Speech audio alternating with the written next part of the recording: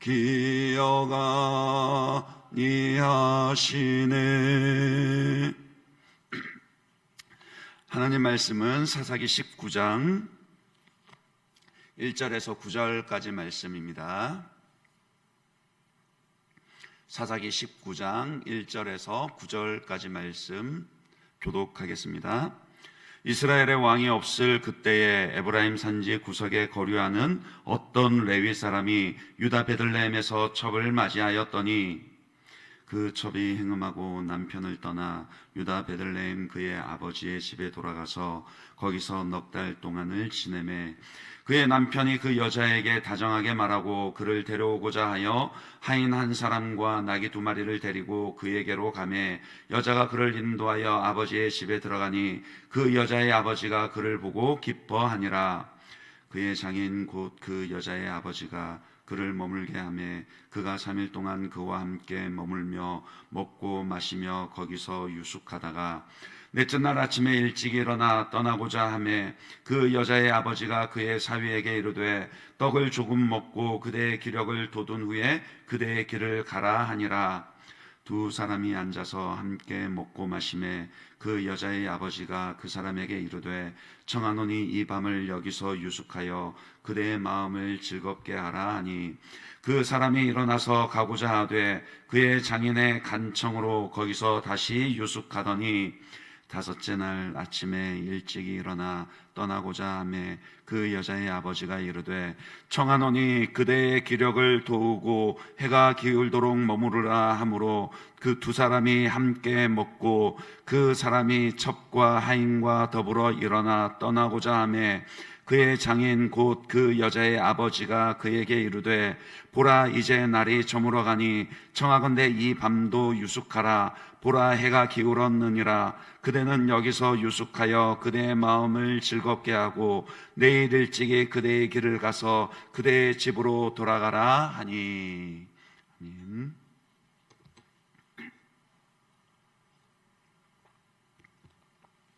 19장부터 한 레위인의 이야기가 시작됩니다. 이 사람이 겪은 이 일로 인해서 나중에 보면은 베냐민 지파, 즉 이스라엘 12지파 가운데 하나의 지파가 완전히 멸족당할 뻔한 그런 지경에까지 이르게 됩니다.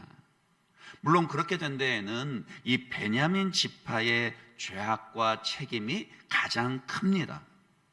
그러나 그 발단이 되는, 그러니까 오늘 본문에 등장하는 이 한 레위인요, 즉 본문의 표현대로 어떤 레위인에게서부터 실은 그 책임을 찾아볼 수 있습니다.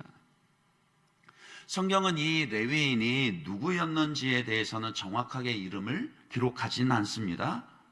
그런데 그것이 그 사람이 누구였는가라는 것이 중요하지 않다, 그런 의미이기도 하지만은 실은 이 사람이나 그 당시에 다른 레위인이나 별반 차이가 없었다, 그런 의미로도 해석을 할 수 있다라는 거예요. 이 레위인에게 어떤 일이 있었습니까? 먼저 1절에는 그의 출신을 밝힙니다. 에브라임 산지 구석에 거류하는 어떤 레위 사람이라 그랬죠. 그런데 그 아내가 그가 아내가 아니라 첩을 맞이합니다. 유다 베들레헴 출신의 첩을 맞이했습니다. 그러니까 이미 이 레위인은요, 자기 신분에 합당하지 않은 행동을 하고 있었다라는 것을 이 결혼한 첩을 들인 사건 자체가 보여주고 있는 겁니다. 레위인은 이 유대민족 사회에서 어떤 위치에 있는 자들입니까? 그들은 여호와 하나님께서 특별히 구별하여서 성소에서 혹은 성막에서 하나님께 드리는 제사를 수종하여 들도록 다른 일반 백성들과는 다르게 거룩하게 구별하여 세운 지파들입니다. 제사장들도 따지고 보면 이 레위 지파에 속해 있죠. 그러니까 다른 백성들도 함부로 그 성소와 관련된, 그러니까 다른 백성들은 함부로 이 성소와 관련된 기물들을 만지지도 못했습니다. 혹시라도 여호와 하나님의 거룩을 침범할까 싶어서 오직 이 레위 지파만 거룩하게 구별하여서 그 일을 수종들게 했습니다. 그리고 이 레위인들의 책무 가운데는요, 여호와 하나님께 그 제사 드리는, 제사를 수종드는 것, 제사장을 돕는 것 외에도 그 아주 중요한 일들이 있었는데, 바로 하나님을 찬양하는 것과 그리고 하나님의 율법을 백성들에게 가르치는 것이었습니다. 그런데 결혼 제도에서 이 본래 하나님의 말씀이 가르치는 원칙이 무엇입니까? 한 남자와 한 여자가 만나서 둘이 한 몸을 이루는 것입니다. 그런데 백성들에게 말씀을 가르치니까 그 백성들에게 그렇게 가르치며 모범을 보여야 할 이 레위인이요, 레위인이 오히려 첩을 들였다라고 그렇게 말하고 있는 거죠. 그러니까 한 남자와 한 여자의 말씀의 원리에서 위배된 겁니다. 뭡니까? 당시에 그 영적인 지도자들을 이 영적인 지도자들의 표본이라고 말할 수 있는 이 레위인조차도 바른 결혼관을 가지고 있지 못했다라는 것은 그 당시에 영적인 리더들이요, 특별히 이 하나님의 말씀을 가르치는 자들조차도 하나님의 말씀과 뜻에서 벗어나서 타락하여 있었다라는 것을 보여주는 거죠. 그래서 그 시대적인 상황을 1절에 보시면은 어떻게 표현을 합니까? 이스라엘의 왕이 없을 그때에 그럽니다. 이 표현은 앞서 18장에서 단 지파 이야기를 시작할 때도 있었고, 또 사사기 맨 마지막에 그 사사기 전체를 시대적 상황을 요약하면서도 다시금 반복됩니다. 그때의 이스라엘에 왕이 없으므로. 그러니까 왕이 없어서 어떻게 했다고요? 그 당시 이스라엘 백성들이 하나님을 떠나서 각기 자기 소견에 옳은 대로 행하며 죄악을 일삼는 그런 영적인 암흑기, 타락기 가운데 있었다라는 것이죠. 그리고 그것을 그 지도자들조차도요, 먼저 깨어 있어서 거룩하게 구별될 뿐만이 아니라 본이 되어야 될 지도자들조차도 별반 다르지 않았다라는 것을 오늘 사건이 보여준다라는 것이죠. 본문의 레위인은 첩을 드리는 것 정도에서 그치지 않고요, 더 나갑니다. 그 첩이 행음을 하고, 그러니까 다른 남자를 만났다는 것이죠. 행음을 하고 남편을 떠나 친정으로 돌아갔어요. 근데 이 레위인이 어떻게 합니까? 에브라임 산지 구석에서 베들레헴까지 찾아가서 다시 데리고 오려고 합니다. 신명기 24장 1절에서 4절을 보시면은요, 이혼에 대해서 이런 규범이 있습니다. 사람이 아내를 맞이하여 데려온 후에 그에게 수치가 되는 일이 있음을 발견하고 그를 기뻐하지 아니하면 이혼 증서를 써서 그의 손에 주고 그를 자기 집에서 내보낼 것이요, 그 여자는 그의 집에서 나가서 다른 사람의 아내가 되려니와 그의 둘째 남편도 그를 미워하여 이혼 증서를 그의 손에 주고 그를 자기 집에서 내보냈거나 또는 그를 아내로 맞이한 둘째 남편이 죽었다 하자, 그 여자는 이미 몸을 더럽혔은즉 그를 내보낸 전 남편이 그를 다시 아내로 맞이하지 말지니 그랬습니다. 이 일은 여호와 앞에 가증한 것이라. 너는 내 하나님 여호와께서 내게 기업으로 주시는 땅을 범죄하게 하지 말지니라. 그러니까 정당한 사유로 이혼을 했다 하더라도요, 그 이혼한 여인이 다른 남자를 만나서 재혼한 일이 있었다라면은 다시금 그 여인을 전 남편이 아내로 맞아들이지 말라라고 율법에서 가르칩니다. 그런데 그런 율법을 가르치는 위치에 있는 레위인이요, 행음하여 도망간 것을 뻔히 알면서도 그 여인을 다시 데려오려고 합니다. 그러니까 율법이 안중에 없는 거예요.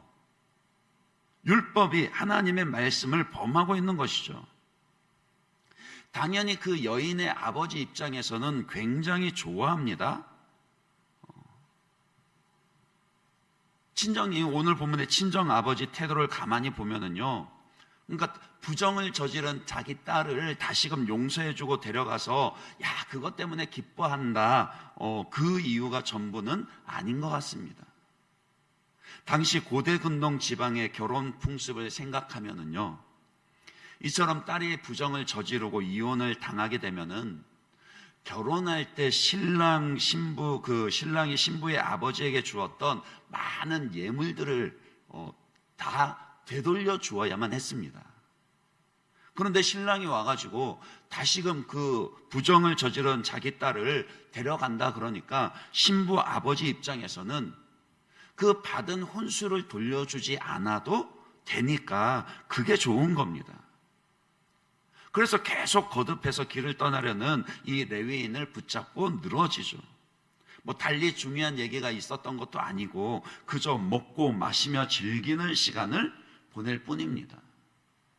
이 레위인이 하루 이틀 그렇게 미루다가요, 5째 날 해질녘이 되어서야 급하게 이제 길을 떠나는데 그 이유가 명확하게 나와 있지는 않습니다.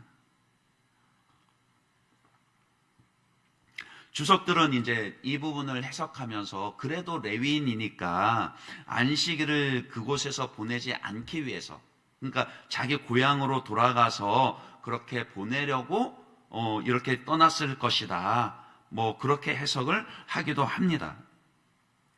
근데 사실 그가 레위인으로서 자기 책임에 그 정도로 충실한 자였다라면은 처음부터 그렇게 시간을 미루고 있지 말았어야 되는 일이죠. 결국 그렇게 해질녘이 다 되어서 뒤늦게 출발을 하다가 그 베들레헴에 속한 기브아에서 그 베냐민 지파에 속한 기브아에서 그 사단이 난 것이죠. 이 하다못해 이 레위인으로 그러니까 안식일을 지켜야 되겠다, 이 기준만 분명했어도 그렇게 차일 피일 민기적거리면서 미루거나 해질녘 늦게 떠나지 않았을 것이다라는 거예요.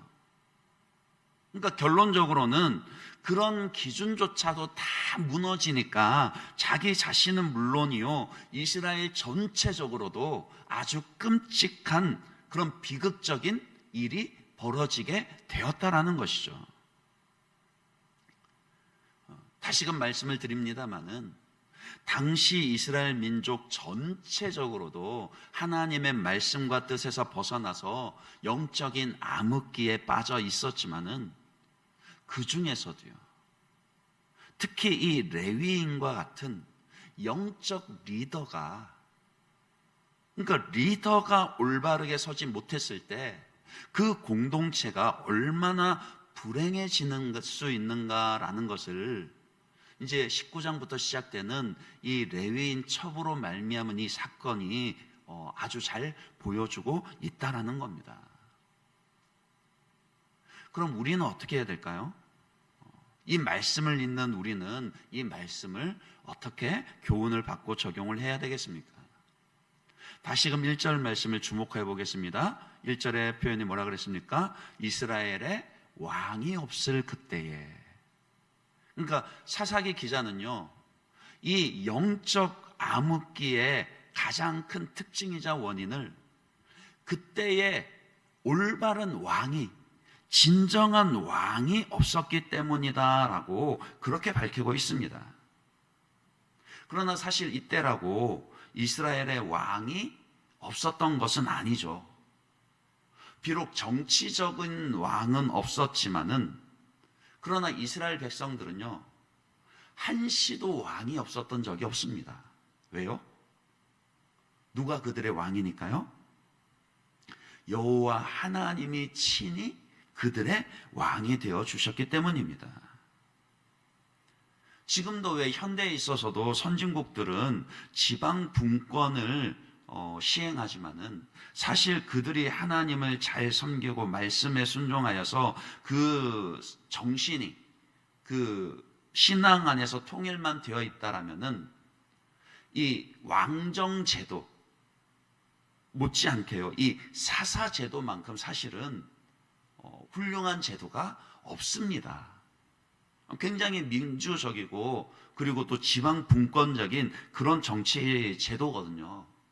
그러니까 그들이 반복적으로 외세의 침략을 당하고 고통을 당했던 것은 나중에 이제 우리가 사무엘상에서 봤습니다마는 정말 그들이 바라는 대로 정치적인 강력한 왕이나 아니면 훌륭한 제도가 없어서 그래서가 아니라 그들의 수준이 그만큼 높은 수준에, 그러니까 사사 제도를 받아서 올바르게 운용할 수 있는 그런 높은 수준에 이르지 못했기 때문이라는 거예요. 결국에는 길은 하나입니다.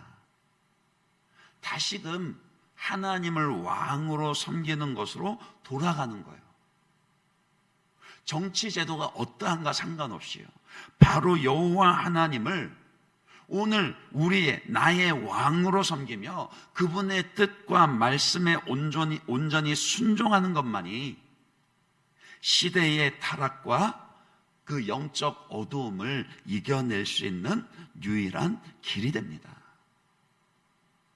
당연히 영적인 리더들에게, 저와 같은 목사라든지 영적 리더들에게 1차적으로 적용되는 그런 말씀이기는 합니다마는, 이 시대의 왕 같은 제사장으로 부르심을 받은, 그러니까 저와 여러분 모두가 왕 같은 제사장으로 부름을 받았잖아요.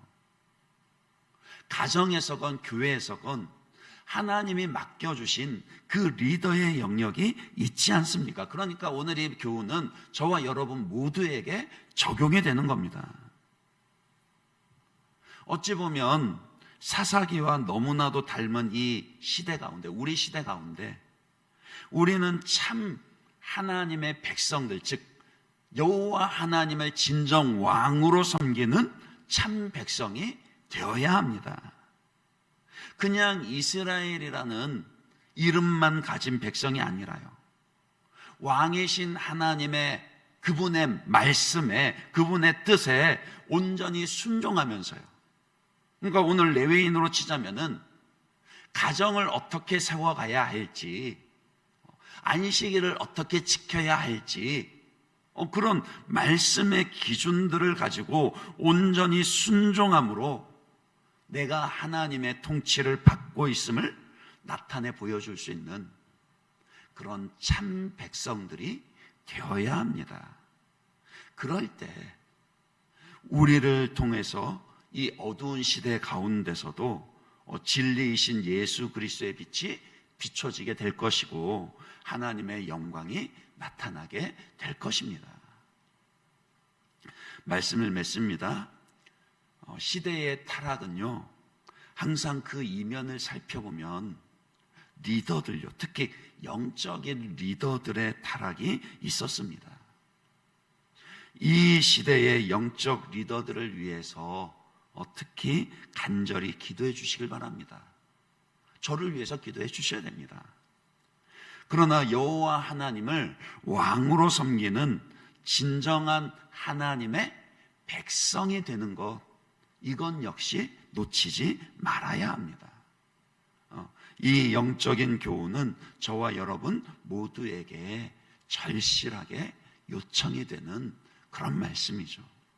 세상 사람들은 모두가 저마다 자기의 신을 섬기고 자기가 옳다는 대로 그렇게 살아가지만 오직 하나님의 백성으로 부르심을 받은 저와 여러분은 온전히 하나님의 그 뜻과 말씀에 순종하며 삶의 모든 영역에서 하나님의 왕되심을 나타낼 수 있어야 하겠습니다. 그 순종과 믿음이 저와 여러분에게 있기를 주님의 이름으로 축원합니다. 이 시간 우리 말씀 생각하면서 같이 한번 기도하도록 하겠습니다.